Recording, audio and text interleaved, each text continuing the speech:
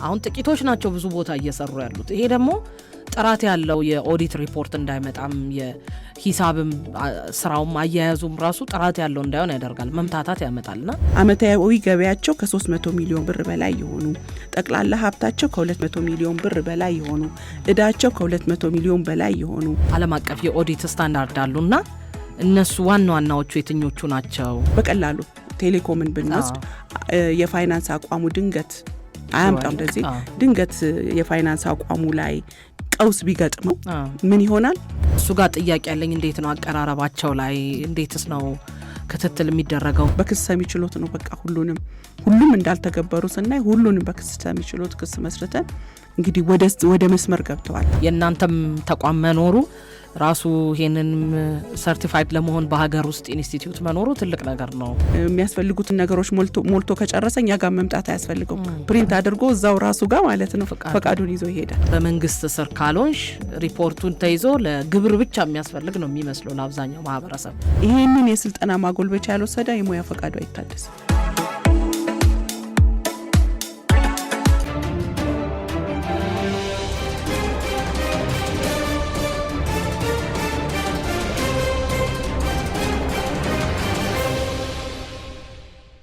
ሰላም ለናንተ ይሁን ውድ የአሃዱ ቤተሰቦች፣ እንደምን ሰንብታችኋል?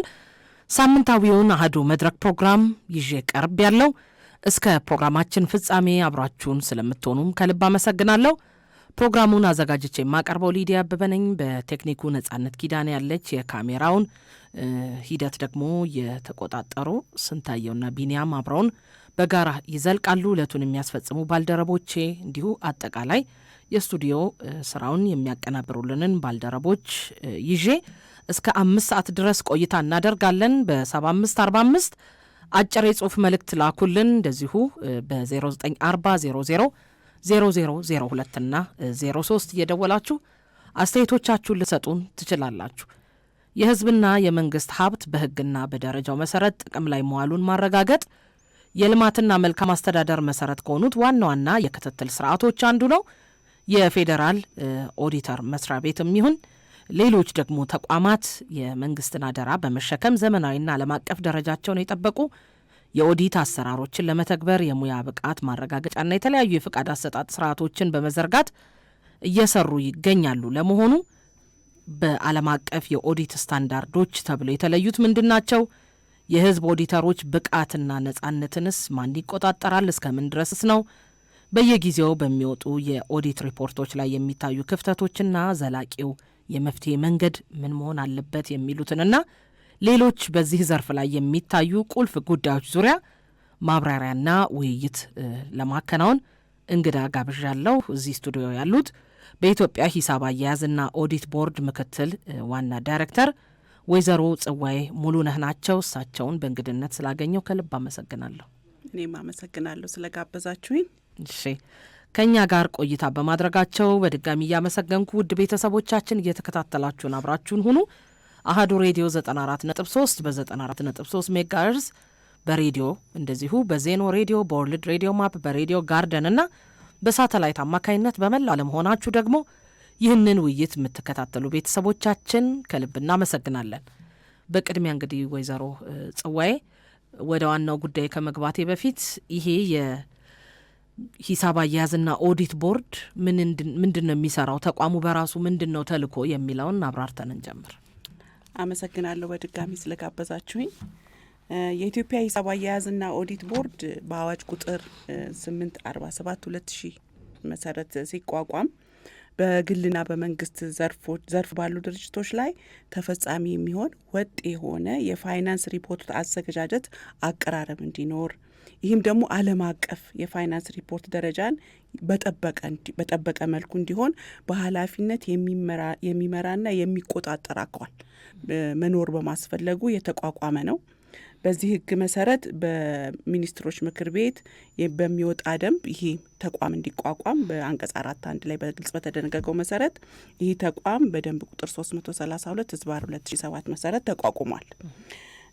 በዚህ በአዋጅ ቁጥር 847/2006 ላይ ይህቺ ሀገር የኛ ሀገር ማለት ነው ወጥ የሆነ የፋይናንስ ሪፖርት አዘገጃጀት እንዲኖራት ዓለም አቀፍ የፋይናንስ ሪፖርት ደረጃ ተለይቶላታል። በዚህ በተለየላት ደረጃ መሰረት በእኛ ሀገር የሚተገበረው እንግዲህ ኢንተርናሽናል ፋይናንሻል ሪፖርቲንግ ስታንዳርድ የሚባለው ደረጃ ነው። ይህም በሕግ ተወስኗል ማለት ነው። ኢብሳስ ደግሞ የሚባለው ለበጎ አድራጎት ድርጅቶች እንዲሆን ተለይቷል። ስለዚህ በእነዚህ ሁለት ደረጃዎች መሰረት በተለይ የህዝብና የመንግስት ጥቅም አለባቸው የሚባሉ አካላትን ማለትም እኛ የሪፖርት አቅራቢ ነው የምንላቸው እንደ ባንኮች፣ ኢንሹራንሶች፣ ማይክሮ ፋይናንሶች፣ የልማት ድርጅቶች በጣም የህዝብ ጥቅምን እና የመንግስት ሀብት አለባቸው ስለሚባል በዚህ ስታንዳርድ መሰረት የፋይናንስ ሪፖርት እንዲያዘጋጁ ይጠበቅባቸዋል ማለት ነው ወጥ በሆነ መንገድ። ይህንን በማድረጋቸው ምን ይጠቀማሉ የሚለውን ትንሽ ልናገርና የህዝብን ጥቅም በሚያስጠብቅ መልክ መያዝ አለባቸው እነዚህ ድርጅቶች። ምክንያቱም እንግዲህ እንደምታውቂው የኢኮኖሚ የበላይነትን መያዝ ትልቁ ነገር ነው። የኢኮኖሚ የበላይነትን ለመያዝ ደግሞ ወጥ የሆነ የፋይናንስ ሪፖርት አቀራረብ መኖሩ በተለይ ዓለም አቀፍ ደረጃውን በጠበቀ መልኩ መሆኑ የሀገሪቱን ምሰሶ የኢኮኖሚ ምሰሶ ይደግፋል። እነዚህ ድርጅቶች ላይ ደግሞ የፋይናንስ ቀውስ እንዳይገጥማቸው ማለትም የፋይናንስ አቋማቸውን በዚህ ስታንዳርድ መሰረት ሪፖርቲንጋቸውን ሲሰሩ በየጊዜው ያውቁታል። ስለዚህ እንዳይፈርሱ፣ ቀጣይነት እንዲኖራቸው፣ ለብዙ አመታት እንዲቆዩ ያደርጋቸዋል ማለት ነው። በእኛ ሀገር ብዙ አመት አይቆዩም ድርጅቶቻችን። ለምንድን ነው? የፋይናንስ አቋማቸው ምን እንደሆነ ስለማያውቁ፣ ስራ ግን ዝም ብለው ስለሚሰሩ። ይሄ ግን ደረጃ ፋይናንስ አቋማቸው ምን እንደሆነ ለራሳቸውም እንዲያውቁ ስለሚያደርግ ረጅም ጊዜ ህይወት እንዲኖራቸው፣ ቀጣይ እንዲሆን፣ በተለይ ኢኮኖሚውን እየደገፉ እንዲሄዱ ያደርጋል። ከራሳቸው አኳያ ይሄ ነው። ከኛ ሀገር ደግሞ አኳያ እንደምታውቂው ሀገራዊ ኢኮኖሚ ሪፎርም እየተከተልን ነው። በዚህ ሀገራዊ ኢኮኖሚ ሪፎርም መሰረት ኢንቨስተሮችን፣ የውጭ ኢንቨስተሮችን ወደ ሀገር መሳብ ትልቁና ዋነኛው አንዱ አላማ ነው። ኢንቨስተሮች ወደዚህ ሀገር የውጭ ባለ ሀብቶች ሲመጡ አንድ ኩባንያ ለመግዛት በሙሉ ወይም በሽርክና ለመግዛት የመጀመሪያ የሚያዩት ነገር ምንድን ነው? የፋይናንስ ሪፖርት ነው። ይሄ የፋይናንስ ሪፖርት ደግሞ ደረጃውን በጠበቀ መልክ ከተሰራ ኢንቨስተሮች እዚህ ሀገር መጥተው ኢንቨስት ለማድረግ ተአመኔታ ይኖራቸዋል። እነዚህ ድርጅቶች ለመሸጥም በአክሲዮን ለመገዛትም ከባቢው አየር ለኢንቨስተሮች በጣም ምቹ ስለሚሆን በጣም ጥሩ የሆነ የአገራዊ ኢኮኖሚያዊ ሪፎርሙን የሚያሳካ ስራ እንሰራለን ማለት ነው። እነዚህ ደረጃዎች ባይዘወይ ከ140 ሀገራት በላይ ያጸደቋቸው ናቸው። ስለዚህ በኢንተርናሽናል በዓለም አቀፍ ደረጃ ተቀባይነት ያላቸው ስለሆነ የፋይናንስ ሪፖርቱ ተአመኔታ መኖሩ ትልቅ ግብአት ይሆናል ማለት ነው። እንግዲህ እንደምታውቂው ካፒታል ማርኬት መጥቷል። ትልቅ ስራ እየተሰራ ነው። እዛ የሚሸጡ ኩባንያዎቻችን በሙሉ ይሄንን የፋይናንስ ሪፖርት አዘገጃጀትና አቀራረብ መሰረት ማቅረባቸው ግዴታ ነው። ምክንያቱም ኢንቨስተሮች የሚያምኑት ምንድን ነው? የፋይናንስ ሪፖርቱን ነው፣ ደረጃውን በጠበቀ መልኩ መቅረቡ። የእኛ መስሪያ ቤት ምን ይሰራል ወደሚለው ልምጣ። እንግዲህ ይህን ያህል ዝም ብዬ መግቢያ ካልኩኝ ማለት ነው። የእኛ መስሪያ ቤት አንደኛ ደረጃዎች በሚወጡ ጊዜ እችን አገር ወክሎ ደረጃዎቹ ከመውጣታቸው በፊት እችን አገር ባማከለ መንገድ እንዲወጡ አስተያየት ይሰጣል። የበኩላችንን ድርድሮችም ያደርጋል ማለት ነው። አሁን ለምሳሌ ከዚህ በፊት ለበጎ አድራጎት ድርጅቶች ኢብሳስ ነበር ብዬሻለሁ በአዋጁ። አሁን ኢንፓስ የሚባል ደረጃ እየመጣ ነው። ይሄ ኢንፓስ የሚባል ደረጃ ከመውጣቱ በፊት በኢንተርናሽናል በዓለም አቀፍ ደረጃ ጸድቋል። ከመውጣቱ በፊት በእኛ አገር ግንዛቤ ይህ የሚወጣው ደረጃ ምን መሆን አለበት በሚለው ላይ አስተያየት በመስጠት ደረጃው ከመውጣቱ በፊት ብዙ ስራዎችን ሰርቷል። የደረጃ ክፍላችን ማለት ነውና ደረጃዎች ደግሞ በየጊዜው ይሻሻላሉ። በየጊዜው ነው የሚሻሻሉት። እነዛም ላይ አስተያየት ይሰጣል። ደረጃዎችን በተመለከተ ተቋማት ጥያቄዎች ሲኖሯቸው ይሄ ክፍል ምላሽ ይሰጣል። አንዱ ስራችን ይሄ ነው፣ ደረጃዎችን ማስተግበር ስለሆነ። ሁለተኛው እንግዲህ እንደምታውቂው እነዚህ የህዝብ ጥቅም አለባቸው፣ ከፍተኛ የሆነ የመንግስት ጥቅምም አለባቸው የሚባሉት ድርጅቶች እነዚህ ባንኮች፣ ኢንሹራንሶች፣ የልማት ድርጅቶች እኛ ጋር ሪፖርታቸውን ማቅረብ አለባቸው። ኦዲትድ የሆነ ፋይናንሻል ሪፖርታቸውን ያቀርባሉ በየአመቱ ማለት ነው። ሂሳብ በዘጉ በአራተኛ ወር ያቀርባሉ። ሲያቀርቡ ይሄን የፋይናንስ ሪፖርት መዝግበን እንቀበላለን። መዝግበን መቀበል ብቻ አይደለም። ምን እናደርጋለን መሰለሽ? ደረጃውን በጠበቀ መንገድ የሂሳብ መግለጫው መቅረቡን ትክክለኝነቱን እንመረምራለን። ስለዚህ ሪቪው እናደርጋለን ማለት ነው፣ እንቆጣጠራለን። እንግዲህ ዋናው ስራችን ተቆጣጣሪ አካል ነን እኛ፣ ሬጉላቶሪ ነን። ስለዚህ በደረጃውን በጠበቀ መንገድ የሂሳብ መግለጫ መሰራቱን ስናይ አንደኛ የፋይናንስ አቋማቸው የት ነው የሚለውን ነገር በደንብ የህዝብ ጥቅምና የመንግስት ጥቅምን በማስጠበቅ መንገድ እንሰራለን። በሌላ በኩል ደግሞ ለሽያጭ የሚሄዱ ከሆነም ደግሞ ይህንኑ እናስተካክላለን ማለት ነው። መቼም እነዚህ ስራዎች የሚሰሩት በባለሙያ ነው። እነዚህ ባለሙያዎቻችን ላይ ደግሞ ቁጥጥር እናደርጋለን። አሁን እዛው ክፍል ላይ የኦዲት ስራ ጥራትን የሚያረጋግጥ ክፍል አለን። አይሳ የሚባል ደረጃ አለ። ኦዲተሮቻችን በዛ ደረጃ መሰረት ኦዲቱን እየሰሩ ስለመሆኑ የማረጋገጥ ስራ እንሰራለን ማለት ነው። ከሁሉ በላይ ደግሞ ሌላ ተጨማሪ የሙያ ፈቃድና የሙያ ፈቃድ እድሳትን እናካሂዳለን። የኦዲተሮች ብቻ ሳይሆን የሂሳብ ባለሙያዎች እና ኦዲተሮች ባይዘው 4 አይነት ፈቃድ እንሰጣለን። ግልጽ ላድርገው።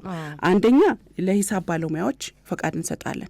ሁለተኛ ለኦዲት ባለሙያዎች ፈቃድ እንሰጣለን። ሶስተኛ ፓብሊክ ኦዲተር ስለሚባሉ የአዲስ ነው፣ ትንሽ ገለጻ ሰጥበታለሁ። ለፓብሊክ ኦዲተሮችም ፈቃድ እንሰጣለን። የጣምራ ፈቃድም አሁን መስጠት ጀምረናል። ሁሉንም ማጠቃላይ የሚሰሩ ማለት ነው። ጣምራ ፈቃድ ማለት የአካውንቲንጉንም የሂሳቡንም ስራ የኦዲቲንጉንም ስራ ግን አንድ መስሪያ ቤት ላይ የኦዲቲንግንም የሂሳቡንም ስራ ይሰራሉ ማለት አይደለም። ሌላ ቦታ እየሄዱ በሌላ ቦታ ግን አሁን አንድ ብቻ የሂሳብ ፈቃድ ያለው ሰው ሂሳብ ብቻ ነው የሚሰራው። የኦዲት ፈቃድ ብቻ ያለው ሰው ኦዲት ብቻ ነው የሚሰራው። ግን ሁለቱንም ከሰጠነው ሲያገኝ የኦዲት ስራውንም ይሰራል፣ ሲያገኝ ደግሞ የሂሳብ ስራውንም ይሰራል። ሁለቱንም ግን ጎን ለጎን መስራት አይችልም። ምክንያቱም ኦዲቲንግ በሂሳብ የተሰራውን ስራ ስለሚያረጋግጥ ማለት ነው። እና የጣምራ ፈቃድ ማለት ይሄ ነው። ፐብሊክ ኦዲተር ፈቃድ መስጠት የጀመረው በዚህ አመት ነው። ሐምሌ 2017 ጀምሮ የሂሳብና የኦዲት ባለሙያዎች ፈቃድ አሰጣጥ በተመለከተ መመሪያ አውጥተናል።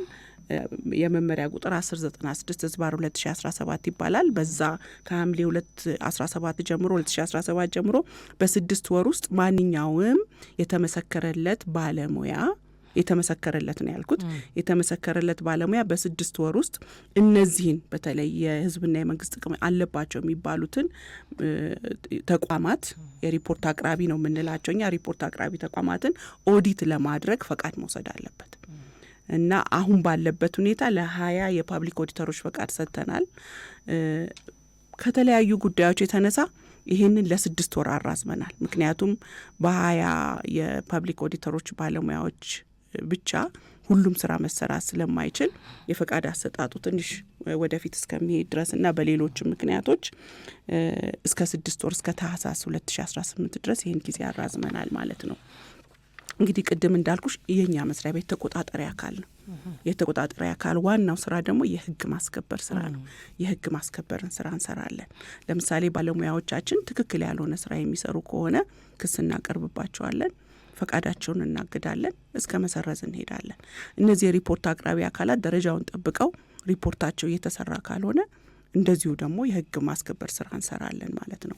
እኛ መስሪያ ቤት ጋር ከዚህ ከህግ ማስከበሩ ክፍል በስተቀር ጎን ለጎን ኳሽ የሆነ ጁዲሻል ኮርት አለን፣ ክስ ሰሚ ችሎት እንለዋለን እዛው እኛ መስሪያ ቤት ውስጥ። ስለዚህ የህግ ማስከበርን ስራ እንደዚህ በተጠናከረ መንገድ ዋናው ስራችንም የህግ ማስከበር ሬጉላቶሪ ነን እና ይህን ስራ እንሰራለን ማለት ነው።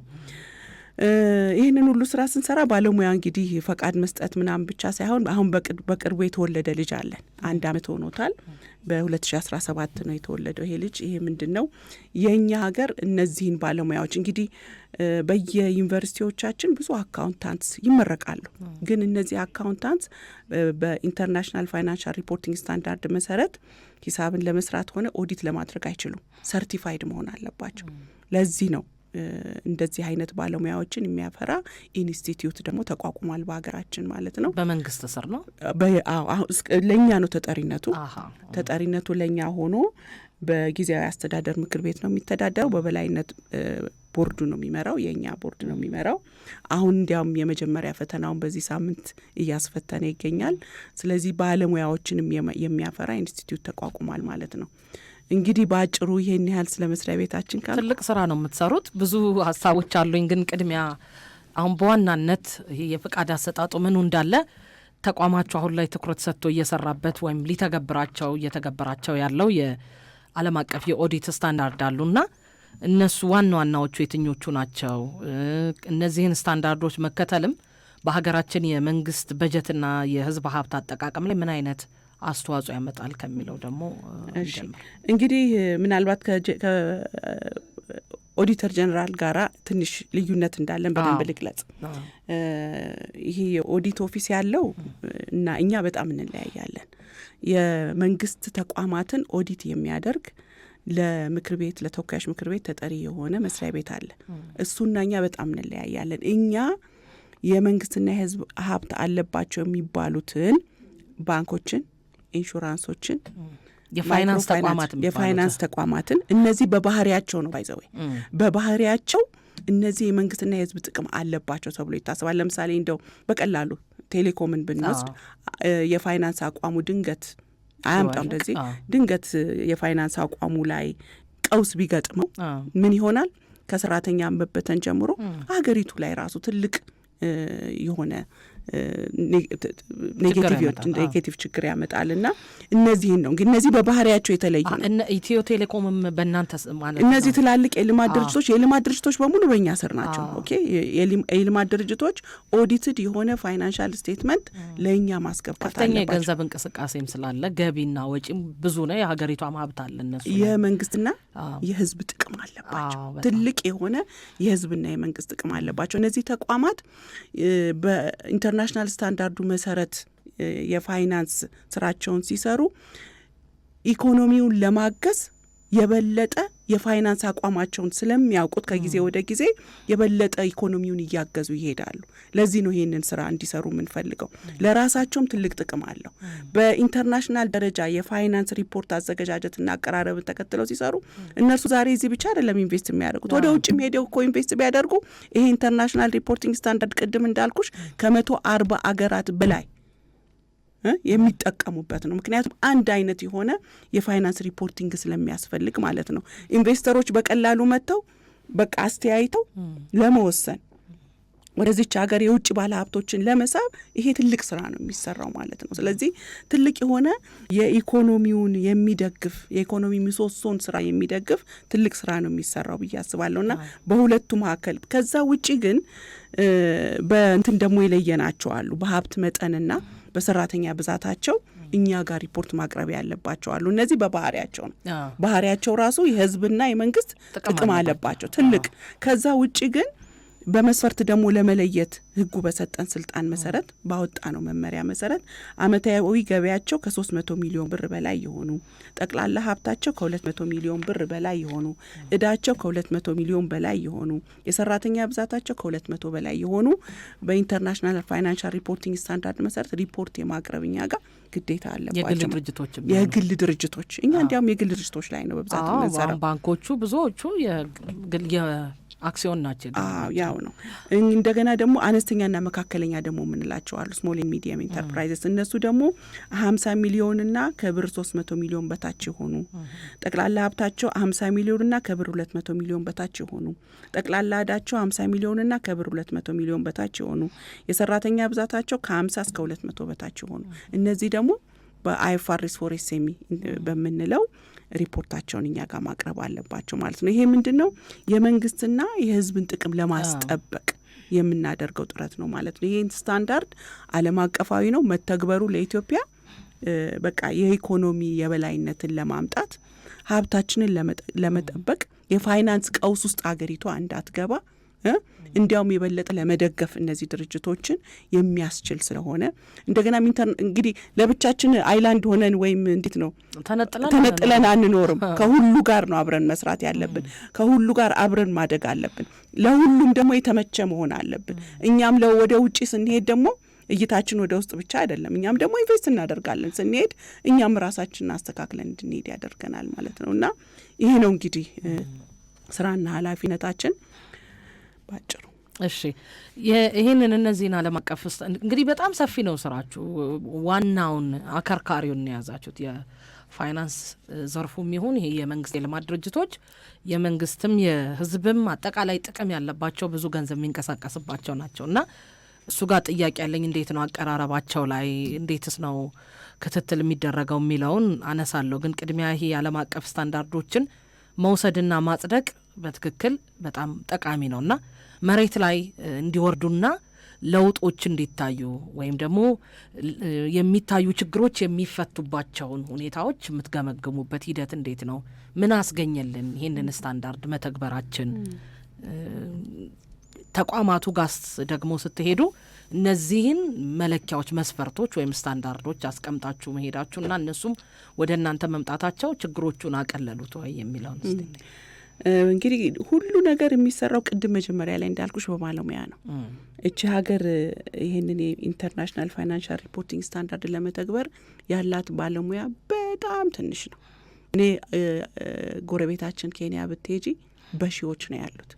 እኛ ጋር ግን 1000 እንኳን የሚሞላ የለንም፣ 500 የሚሞላ የለንም።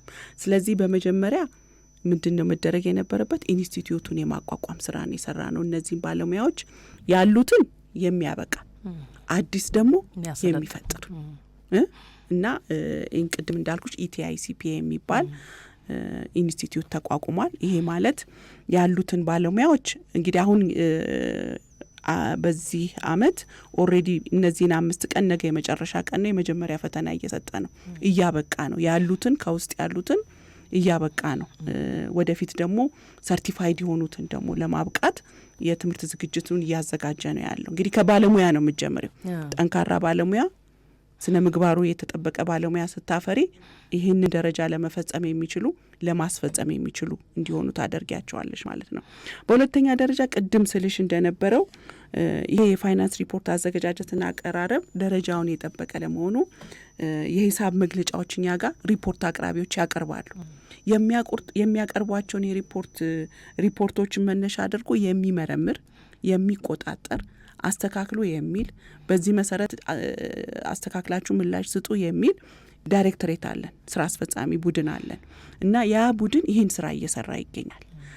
በቅርቡ ይፋ እናደርጋለን። ምክንያቱም እየተጠረዘ ነው ያለው፣ ምን ያህል ነው፣ የት ነው ያሉት የሚለውም በደንብ ለህዝብም ይፋ የማድረግ ግዴታ በአዋጁ ላይ ተሰጥቶናል። ያንን ይፋ የማድረግ ስራ እየተሰራ ነው ያለው። በዛ ጎን ለጎን ግን ኦዲተሮቹን ደግሞ የኳሊቲ አሹራንስ ስራ እንሰራለን። አይሳብ እየሻለው ቅድም በዛ መሰረት ሂሳቡን እየሰሩ ነው ወይ? አካውንታንቱ ፋይናንሻል ስቴትመንቱን ሰርቶ ያቀርባል። አሹራንስ የሚሰጠው በተገቢ ተሰርቷል፣ ይሄ ሂሳብ ተገቢ ነው፣ ስታንዳርዱን ጠብቆ የተሰራ ነው ብሎ አሹራንስ የሚሰጠው ኦዲተሩ ነው አይደለም? እሱን ደግሞ የሚሰሩት ላይ እያንዳንዳቸው ላይ ነው ባይዘወይ እያንዳንዳቸው ላይ በተቋም ደረጃ ወርደን የአሹራንስ ስራ እንሰራለን። ስለዚህ የት ነው ያሉት፣ በስታንዳርዱ መሰረት እየሰሩ ነው ወይ እያለን እየሰራን ያለ ነው። አሁን ቅድም እንዳልኩሽ የፓብሊክ ኦዲተር ፈቃድ እየሰጠን ነው። የፓብሊክ ኦዲተር ፈቃድ ለመውሰድ አንድ ሰው አትሊስት 3 አመት በኦዲተርነት የሰራ መሆን አለበት። ከዛ በተጨማሪ ይሄ ክፍል አሁን ቅድም ያልኩሽ ክፍል የኦዲት አሹራንስ ሪቪው ሰርቶበት ውጤቱን መግለጽ አለበት። ከዛ በኋላ ሌሎች መስፈርቶችን ጨምሮ ያው ኢንሹራንስ፣ ሌሎች ነገሮች አሉ። ከዛ በኋላ ነው ፈቃድ እየሰጠን ያለ ነው። ለዚህ ነው አሁን ለ20 ፓብሊክ ኦዲተር ብቻ ፈቃድ የሰጠ ነው።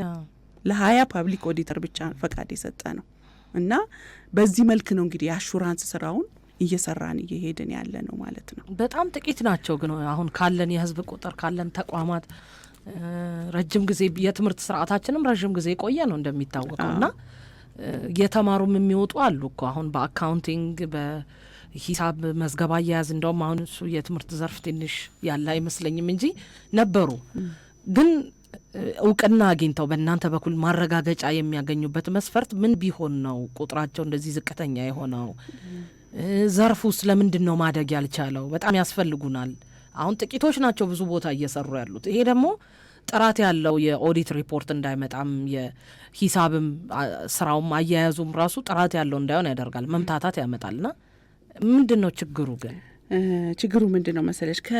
የዩኒቨርሲቲዎቻችን የአካውንታንት ባለሙያዎች ይመረቃሉ፣ ብዙ ነው የሚመረቁት። እነርሱ ግን ይሄ የአይፋሬስ ኢንተርናሽናል ፋይናንሻል ሪፖርቲንግ ስታንዳርድን የሂሳቡንም ስራ ለመስራት ሆነ የኦዲቱን ስራ ለመስራት ሰርቲፋይድ መሆን አለባቸው። ከዚህ በፊት ብዙዎቹ ከኤሲሲ ከእንግሊዝ ሀገር በፓውንድ እየተከፈለ በግላቸውም በፓውንድ እየከፈሉ ነበረ ምልሽ ስልጠናውን የሚወስዱት። እኛ ጋር አሁን ለምሳሌ ስንት ኦዲተሮች አሉ ብለሽ ፈቃድ የወሰዱን ብትጠይቂኝ 230 ኦዲተርስ አሉ። 230 ኦዲተርስ። ይሄ ማለት ሰርቲፋይድ እኛ ባይዘው የምንመዘግበው ሰርቲፋይድ የሆኑትን ብቻ ነው። ስለዚህ ፈቃድ የምንሰጠው ሰርቲፋይድ ለሆኑ፣ ምክንያቱም ዓለም አቀፉን ደረጃ ለመተግበር የሰርቲፊኬሽን ስራ ካልወሰዱ ተምረው ካልጨረሱ ምንም ለማድረግ አንችልም። እስካሁን ባለው ሁኔታ ኢንስቲትዩት አልነበረንም። ሰው ከፍሎ ለመማር እንትኑ አልነበረውም፣ ኦፕሽኑ አልነበረውም አይደለ? ውጭ ሀገር አቅም ያለው በፓውንድ ከፍሎ ይማራል። ገብቶሻል? የሌለው ደግሞ አይማርም ማለት ነው። ባለው ሁኔታ ይሰራል። አሁን ግን ይሄ ኢንስቲትዩት መቋቋሙ ምን ያደርጋል? ከውስጥ ከየዩኒቨርሲቲዎቻችን ተምረው የወጡ እነዚህ ባለሙያዎቻችንን ይዞ ወደ ሰርቲፊኬሽን ያመጣቸዋል ማለት ነው። አዳዲስ ደግሞ ተመዝግበው አዳዲስ ልጆቻችን አሉ አይደለ? እነሱ ደግሞ ገብተው ተምረው ሰርቲፋይድ የሆኑ ባለሙያዎችን ያፈራል። ልክ እንደ ጎረቤታችን ኬንያ እንግዲህ በመቶ ሺዎቹ ይፈራሉ ብለን እናስባለን። ትልቅ መርታ ነው ኢቲአይሲፒ መቋቋሙና እነዚህ ሁኔታዎች ናቸው እንግዲህ ለዚህ አበቁም ብዬ አስባለሁኝ። አሁን ግን ባለው ሁኔታ ወደፊት እንሄዳለን፣ እንሰራለን። እንግዲህ የተሻለ ጊዜ ይመጣል። ደግሞ አሁን ጥሩ ነው የእናንተም ተቋም መኖሩ ራሱ ይሄንን ሰርቲፋይድ ለመሆን በሀገር ውስጥ ኢንስቲትዩት መኖሩ ትልቅ ነገር ነው። እነዚህ የፋይናንስ ተቋማት እንግዲህ ብዙ አሰራሮች አላቸው። በተለይ የባንኮች፣ ኢንሹራንሶች፣ ማይክሮ ፋይናንሶችም እናንተ ጋር ናቸው አይደል? በጣም ብዙ አሰራር አላቸው። የራሳቸው የሆነ መንገድ የሚከተሉት አሉ። ስህተቶችም ሊኖርባቸው ይችላል እና እነሱን ችግሮች ስታገኙ ወዴት ነው የምትወስዱት? ምንድን ነው ቀጣዩ እርምጃ የሚሆነው? እናንተ ጋር ሪፖርቱ መጣ፣ እናንተ ባወጣችሁት ስታንዳርድ መሰረት መለኪያውን ማለፍ ያልቻለ ተቋም ምንድን ነው የሚደረገው? ምንድን ነው የሚሆነው? ምንድን ነው የሚደረገው ለሚለው ጥያቄ በመጀመሪያ ደረጃ ፋይናንሻል ስቴትመንቱ ሪቪው ከተደረገ በኋላ ለራሱ ለተቋሙ እንዲያስተካክል እድል ይሰጠዋል። እንግዲህ 1-2 ጊዜ እድል ይሰጠዋል። ከዛ በኋላ የህግ ማስከበር ስራ መስራት እንጀምራለን ማለት ነው። ቅድም ነግሬሻለሁ የክስ ሰሚም ችሎታ አለን እና ወደዛ ከመሄዳችን በፊት ግን አሁን ባለን ባለሙያ የማብቃት ስራ ነው ለመስራት በጣም የኢትዮጵያ ሂሳብ አያያዝና ኦዲት ቦርድ እየሰራ ያለው። እነዚህ ባለሙያዎች የገባውን ፋይናንሻል ስቴትመንት ሪቪው ባይዘው እኛ ጋር ሰርቲፋይድ የሆኑ አካውንታንትስና ኦዲተርስ እኛ ራሳችን በእኛ አቅም አይደለም ከፍለን የምናሰራቸው። የገንዘብ ሚኒስቴር ባደረገልን እርዳታ ነው እነዚህን ኮንሰልታንቶች ሰርቲፋይድ ስለሆኑ በመንግስት ደሞዝ አይቀጠሩም። ምክንያቱም የስራ ደረጃቸውም እንግዲህ ትምህርታቸውም ብዙ እንትን አላቸው፣ እንቅስቃሴ ልምድም አላቸው፣ ገንዘቡንም በብዙ መልኩ ማግኘት ይችላሉ። ስለዚህ ከገንዘብ ሚኒስቴር በሚደረግልን እርዳታ ነው እነዚህን ባለሙያዎች ቀጥረን እያሰራን ያለ ነው፣ ሪቪውም እያስደረግን ያለ ነው። ስለዚህ ለተቋሞቹ እነሱ ሪቪው ካደረጉ በኋላ ምላሽ ይሰጣል። በዛ መሰረት ተቋማቱ ደግሞ እያስተካከሉ እየመለሱ ክትትል እየተደረገ ማለት ነው እየመለሱ ይኸው ምን እያደረግን ነው የመቆጣጠር ስራችን ጎን ለጎን የማስተማርና የማብቃትንም ስራ እየሰራን እንገኛለን ማለት ነው።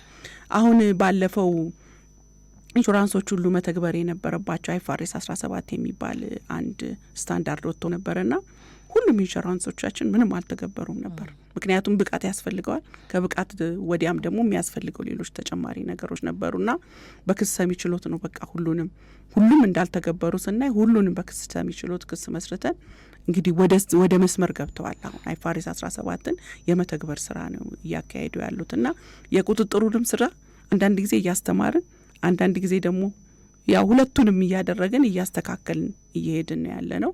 በዚህ መልክ ነው እየሰራን። ምን አስገኝቷል ግን አሁን የእናንተ ወደዚህ ስራ ውስጥ መግባት የእናንተ ተቋም መቋቋም የሚታየውን ዘርፉ ላይ ያለውን የሂሳብ አያያዝም የፋይናንስ ሪፖርት ክፍተትም የዓለም አቀፍ ስታንዳርዶች ነባሮቹን የመተግበርም ምን አስቀርቷል? ምን አስገኝቷል ከሚለውን ጀምር። እሺ ምን አስገኝቷል? ይሄ የዓለም አቀፍ የፋይናንስ ሪፖርት ደረጃ እንዲተገበር አሁን ለምሳሌ እኛ ጋር ወደ 3000 በላይ የሆኑ ሪፖርት አቅራቢዎች በአይፋሬስ ወይም በአይፋሬስ ፎሬስ ሪፖርታቸውን አቅርበዋል።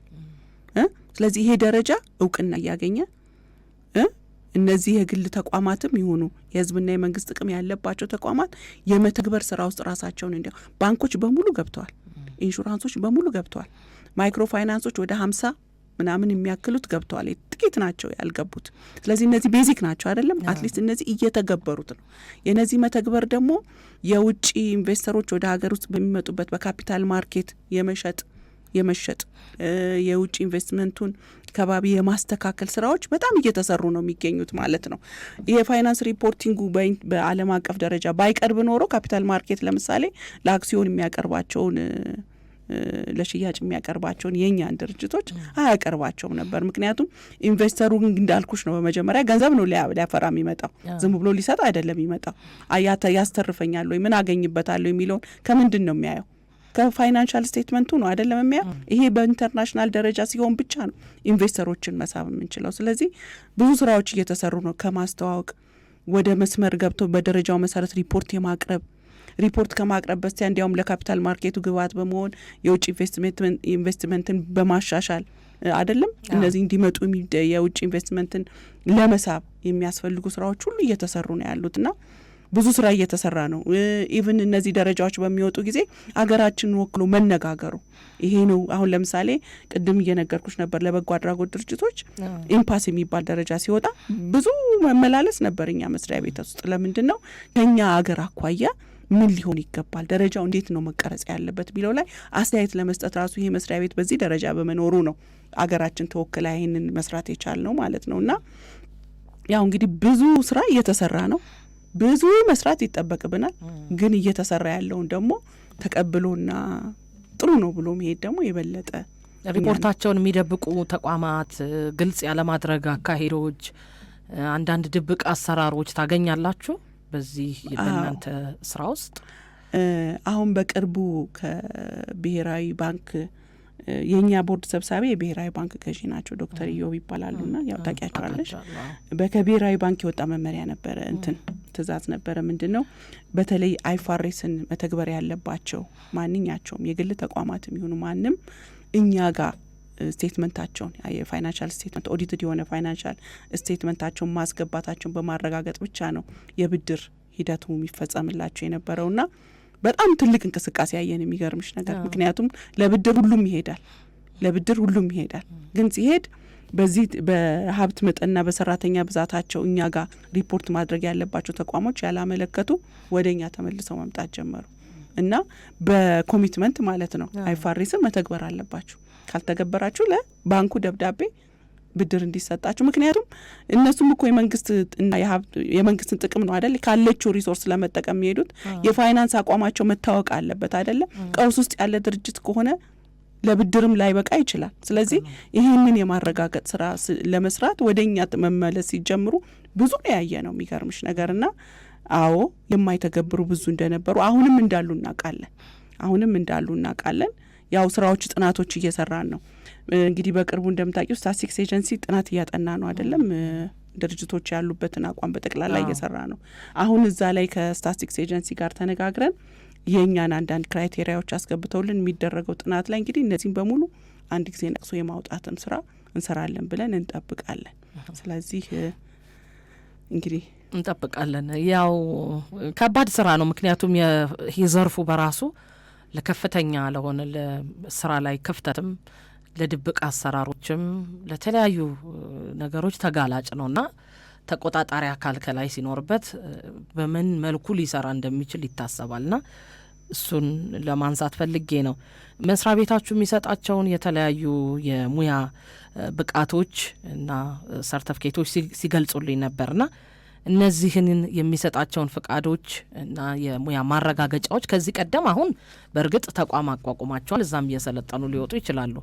እንደ መስፈርት ብላችሁ የያዟቸውን ነገሮች የማያሟሉ ግን ስራ ውስጥ ገብተው የምታገኟቸው ሊኖሩ ይችላሉ። ኦዲተሮች ከእናንተ ማረጋገጫ ያልተሰጣቸው ስትሰጧቸውስ ደግሞ የመጡበትን አፈጻጸም ውጤታማነት ትለካላችሁ ወይስ የተቀመጡትን መስፈርት ብቻ ማሟላት ነው? ለምሳሌ 3 አመት እንደዚህ ብለውኝ ነበረ። ባይዘዌ በኦዲት ኳሊቲ አሹራንስ ክፍሉ በኩል ኦዲተሮች በደረጃው መሰረት ስራውን መስራት አለመስራታቸው በደንብ ነው የሚረጋገጠው። በደረጃው መሰረት የማይሰሩ ከሆነ ደግሞ ወደ ህግ ማስከበር እየላኩ የሚቀጡ ባለሙያዎች አሉ። በዝርዝር እሱን በደንብ ስታዩት ወደፊት እናሳያቸዋለን። በእኛ ክፍል በኩል ደግሞ በዚህ በፈቃድ አሰጣጡ ክፍል ለኢንስፔክሽንና ለኢንቨስቲጌሽን እንወጣለን፣ ወጥተን እናያቸዋለን። ከቢሮ አደረጃጀታቸው ጀምሮ የሂሳብ አያይዛቸው እንዴት እንደሆነ የቼክ ሊስት አዘጋጅተን ማለት ነው እናገኛቸዋለን እና ወደ ህግ ማስከበር የሚመጡ ባለሙያዎች አሉን በደንብ በፍርድ ቤት ማለት ነው። እኛ ጋር ያለ ፍርድ ቤት እኛ ጋር ያለው ያልኩሽ የክስ ሰሚ ችሎት ፈቃዳቸውን ያግዳል፣ ይሰርዛል። ስለዚህ የህግ ማስከበሩን ስራ እንደ ተቆጣጣሪ አካል የምንሰራው ስራ ስላለ ይህንን በማካሄድ ነው እንግዲህ የመቆጣጠርም ስራ የምንሰራው ማለት ነው። ከመቆጣጠር በላይ እነዚህን ኦዲተሮች ኦዲት የሚያደርጋቸው አለ፣ የሚያያቸው፣ የሚፈትሻቸው አሰራራቸውን ስታንዳርዱ እኮ በደንብ ነው የሚፈትሻቸው። ስታንዳርዱ እንዴት ነው የኦዲት ስራቸውን መስራት አለባቸው የሚለውን እኮ ኳሊፋይ አድርጎ በደንብ አስቀምጧል። በዛ መሰረት መሰራቱን እኮ እነዚህ ቅድም ያልኩሽ ኮንሰልታንቶች አሉን አይደለ? ኦዲተሮች በደንብ ይፈትሿቸዋል። መዝገቦቻቸውን ይዘው ይመጣሉ። ስራዎቻቸውን እንዴት ነው የሚሰሩት ይላሉ። እያንዳንዱን በደንብ ያያሉ። በስታንዳርዱ መሰረት ነውና በደንብ ነው የሚቆጣጠሯቸው። በደንብ ነው የሚቆጣጠሩ። ይሄ በቅርብ ጀምረናል ያሉኝን የህዝብ ኦዲተሮች የአመራረጥ መስፈርትና አጠቃላይ የህዝብ ኦዲተሮች ራሱ ወደ ስራው ወደ ዘርፉ ላይ መቀላቀላቸው የሚያመጣውን ለውጥ በተመለከተ ምስቲ ያሳቡን። እንግዲህ እነዚህ የፐብሊክ ኦዲተሮች ማለት ኦዲተሮች ናቸው። ኦዲት የሚያደርጉት የህዝብ ጥቅም አለባቸው የሚባሉትን እነዚህ ትላልቅ ተቋሞቻችንን ነው። እነዚህን ተቋሞች ኦዲት የማድረግ ስልጣን ለነሱ ብቻ ነው የሰጠ ነው ማለት ነው። በእርግጥ እስከ ጥር ድረስ ከሐምሌ 2017 እስከ ጥር ድረስ ፈቃድ ወስደው እነዚህ የተመሰከረላቸው ባለሙያዎቻችን ወደ ስራ እንዲገቡ ነበር የጠበቅነው። ግን የተመዘገቡት ወደ 20 አካባቢ ናቸው። ስለዚህ ተጨማሪ ስለሚያስፈልግ እስከ ታህሳስ ድረስ አራዝመናል። እንግዲህ አትሊስት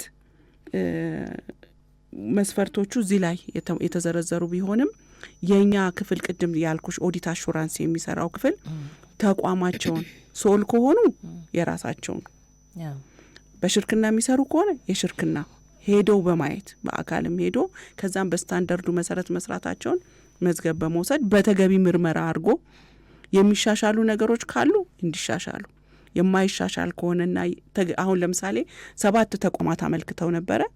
ከነዚህ ብዙ ተቋማት ነው ያመለከቱት። ወደ አይ ቲንክ ወደ 56 አካባቢ ተቋማት አመልክተዋል። 20 ያህሉ ፈቃድ ተሰጥቷቸዋል። ሌሎቹ ኦዲት ኳሊቲ አሹራንስ እየተሰራባቸው ነው። 7ቱ ግን ኮምፕሊትሊ አታሟሉም ብለን መልሰናል። ስለዚህ በተገቢ ነው መርምረን እነዚህን ኦዲት የሚያደርጉ የፓብሊክ ኦዲተርሶችን የምንሰይመው ማለት ነው።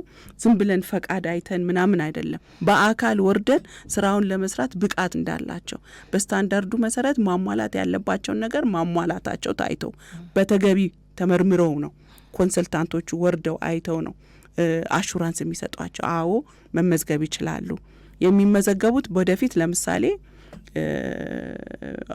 ኤአይ ከሌላቸው አንዳንድ መሟላት ይህንን ያሟላሉ ብለው ኮሚትመንት አስገብተዋቸው ነው እንግዲህ ይህንን የፈቃድ ስራ እየሰራን ያለ ነው ማለት ነው። የፌዴራል ኦዲተር ተቋም እንግዲህ ይታወቃል ከእናንተ ተቋም ጋር በእርግጥ የተለያየ ነው ስራውና እናንተ ፈቃድ የምትሰጧቸውን ኦዲተሮች ነው አይደል በተቋማት ተሰማርተው ኦዲት የሚያደርጉትና ሪፖርት የሚቀበለው እና ክፍተቶች በጣም ብዙ ጊዜ የኦዲት ሪፖርት ክፍተቶች የኦዲት ግኝቶች እየተባሉ የሚወጡ አሉ በተደጋጋሚ በሀገሪቷ በተለይ የበጀት መዝጊያ ላይ ና እርሶም የህግ ባለሙያ ነዎት እዚህ ዘርፍ ላይም አሉና የኦዲተሮች ኦዲት የሚደረግበት አካሄድ ክፍተት ወይስ የተቋማት የሂሳብ አያያዛቸው የበጀት አጠቃቀማቸው ላይ የሚታዩ ጉድለቶች ናቸው ለዚህ ያህል የኦዲት ግኝት ክፍተት የሚያጋልጡት የሚለው ብዙ መወያያ ነውና እናንተ የምትሰጧቸው ባለሙያዎች በጣም ብቁ ከሆኑ የሚያገኟቸው የሚሰሯቸው ሪፖርቶች ደግሞ ክፍተቶች የሚገኙበት ከሆነ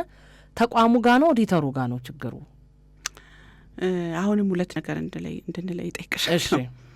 እነዚህ አሁን የመንግስት ተቋማት የራሳቸው የሆኑ አካውንታንት የራሳቸው የሆኑ ኦዲተርስ የውስጥ ኦዲተርስ አሏቸው። በራሳቸው ከዛ በውጭ ኦዲተር ደግሞ ኦዲት ይደረጋሉ። የውጭ ኦዲተሮች በእናንተ ፈቃድ የተሰጣቸው ናቸው ነው ወይስ በራሳቸው ከተለያየ ሀገር ያገኙት ነው? አሁን ለምሳሌ አንድ የመንግስት ተቋምን እንውሰድና የራሱ ፋይናንሻል ስቴትመንት ይሰራል አይደለም?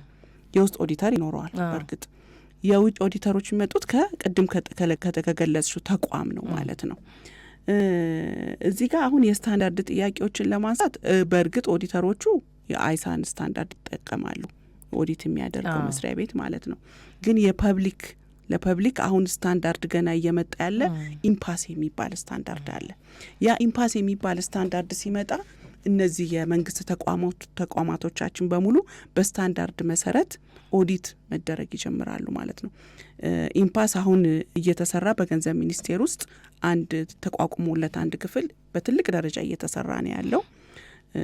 እንዲያውም ይህንን ለመተግበር አንዱ የኛ መስሪያ ቤት ነው እንደ መንግስት መስሪያ ቤት የተመረጠው። ስለዚህ ገና ለመስራት ነው፣ በስታንዳርድ ለመስራት ገና እየተኬደበት ያለ ነገር ነው ያለው የመንግስት ተቋማት ጋር ማለት ነው።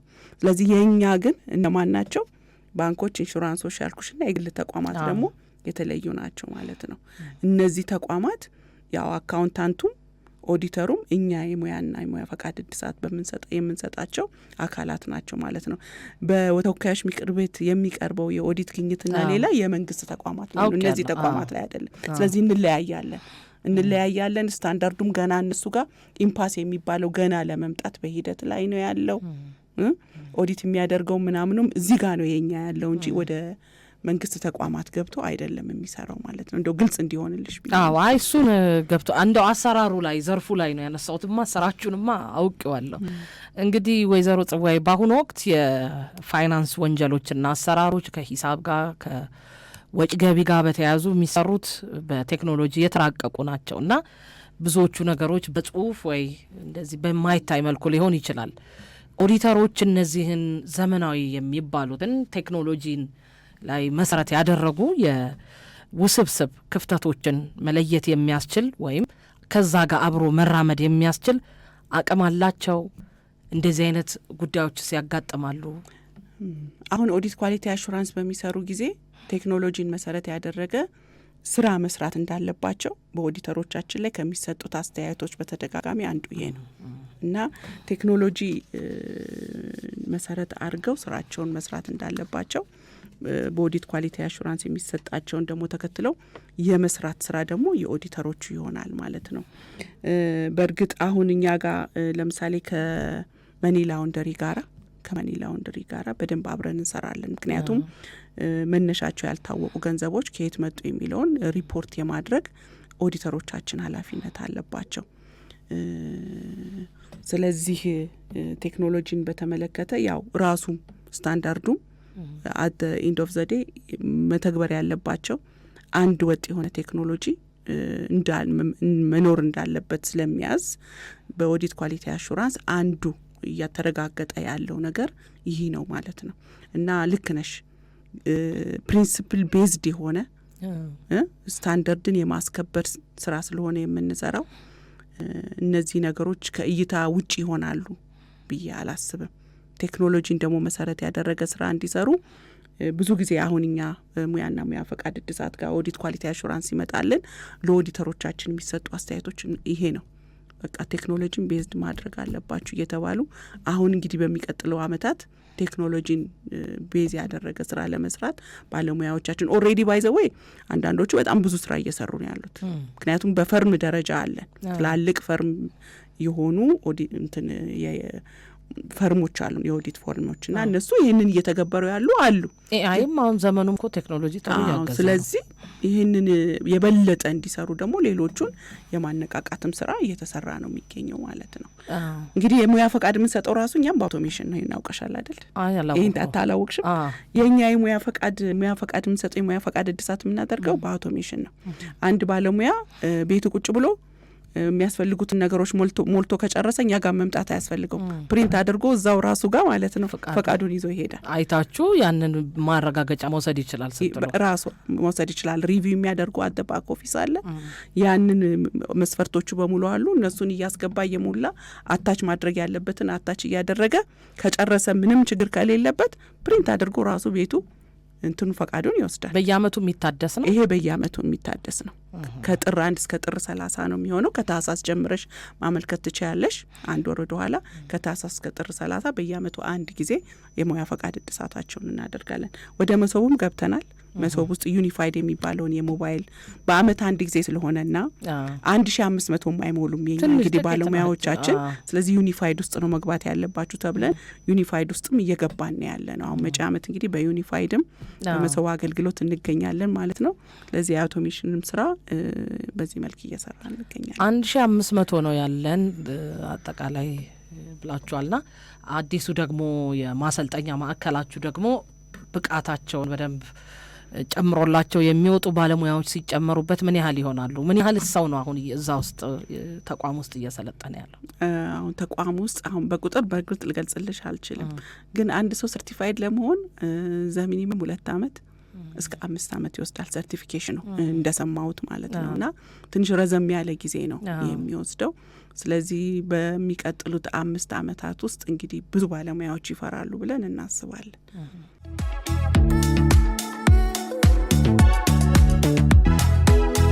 የኢትዮጵያን ድምጽ